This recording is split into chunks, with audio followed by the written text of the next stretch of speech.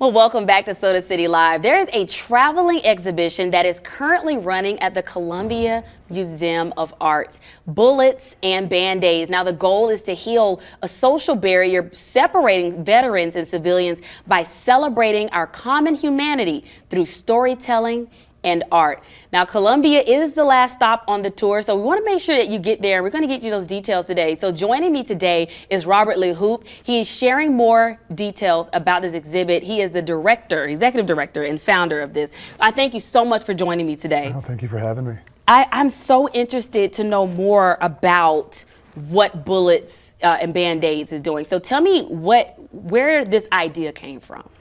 Well, I think like back in 2010, I did a local TED Talk, and I told a story about something that happened to me when I was in Kabul.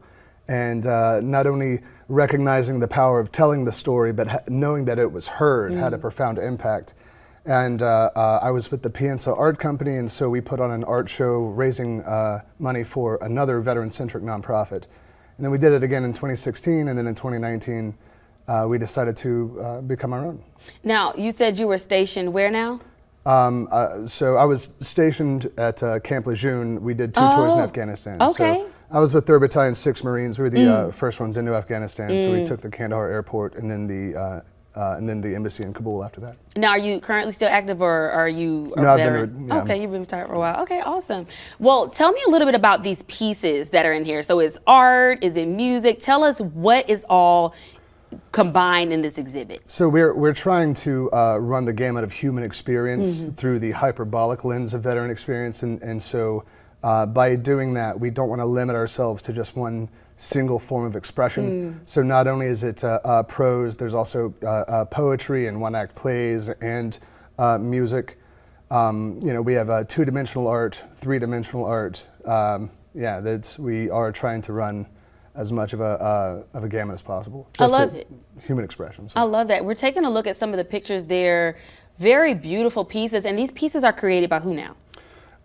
They are mostly created by people throughout North Carolina, South Carolina, and Georgia. We do have a few people from outside of the United States that have also participated, just to reinforce our common connection that goes beyond America. But yes, mostly it's North Carolina, South Carolina, and Georgia. And the pieces, are they both veterans and civilians, or primarily veterans? So basically we interview veterans, and then we hand those interviews off to civilian writers to create something, and then we hand that written work as well as access to the veteran and the interview to a civilian artist.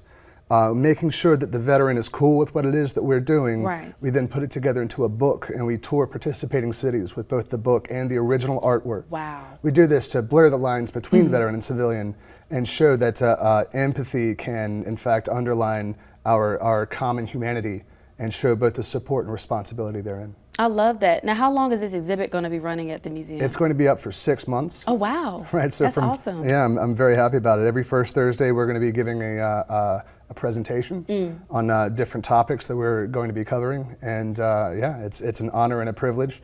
You know, I'm a Columbia native, and so this just means the world to me. And you know, I love it, and I'm pretty sure folks at home can appreciate this as well, because we are a military community. We have several bases, Air Force, Army, you name it, National Guard, all in this area, and this is amazing. Now, will there be any openings for anyone else if they're interested for any future shows, maybe next year? As of now, we're not taking submissions for Volume 5. That's probably not going to be touring until 2025. Okay. Just because there's so much different coordination. We have 115 different participants for this show at the CMA. It's actually more than that if you take into account that it's not just Volume 4, it's also Volumes 1 through 3, selected pieces through these. So it is, you know, quite an ordeal to be able to corral all of that, but we are very much looking forward to where it takes us in the future. Awesome. Well, how can folks get in touch with you or learn more information about you and Bullets and Band-Aids? Sure. Well, they can email us at contact@bulletsandbandaids.org. It's BANDAIDS.org. And you can also check out www.bulletsandbandaids.org for more information.